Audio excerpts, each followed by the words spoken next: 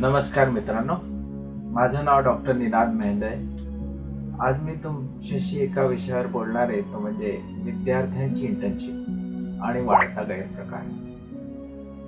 आजच्या स्पर्धात्मक युगात इंटर्नशिप हा शिक्षणाचा महत्त्वाचा भाग मानला जातो, परंतु अभियांत्रिकी महाविद्यालयात सध्या एक चिंताजनक प्रवृत्ती वाढताना दिसत आहे।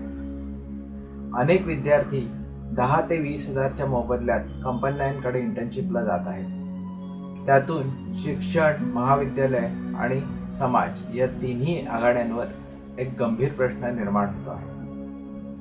प्रथम, अनेक तथाकथित प्रिडेटर कंपन्या विद्यार्थ्यांचा गैरफायदा घेत आहेत। या कंपन्या स्वस्त मजूर मिळवतात, न कोणता ब्रँड, न कोणती दीर्घकालीन तुम्ही म्हणू शकता बांधिलकी, विद्यार्थ्यांना अल्प पगार देऊन दिवस रात्र काम करून घेतात आणि खऱ्या अर्थाने व्यावसायिक अनुभव हाताना मिळतच नाही।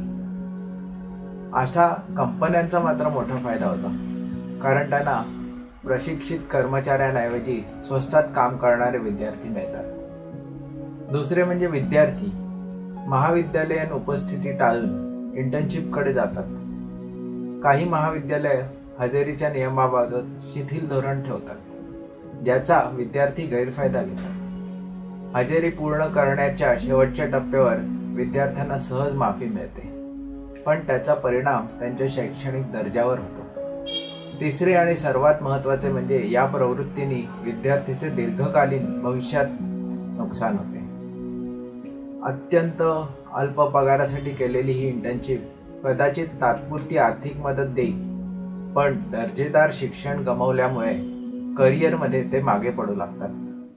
परिणामी समाजालाही कमी दर्जाचे अभियंते मिळतात। याचा थेट परिणाम उद्योग विश्वावर आणि राष्ट्रीय प्रगतीवर होतो। शेवटी इंटर्नशिप नाकारण्याचा प्रश्न नाही, पण त्या दर्जेदार असाव्यात, शैक्षणिक अभ्यासक्रमाशी सुसंगत असाव्यात आणि महाविद्यालय शिक्षकांना एकमेकांना पूरक असाव्यात। आजच्या विद्यार्थी आणि समाज या दोन्हीसाठी या हानिकारक चक्रात अडकलेल्या महाविद्यालयीन विद्यार्थ्यांसाठी कॉलेजेसने नियम कडक करणं गरजेचं झालेलं आहे।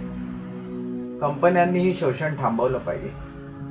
विद्यार्थ्यांना दीर्घकालीन फायदा देणं हीच काळाची गरज आहे। धन्यवाद।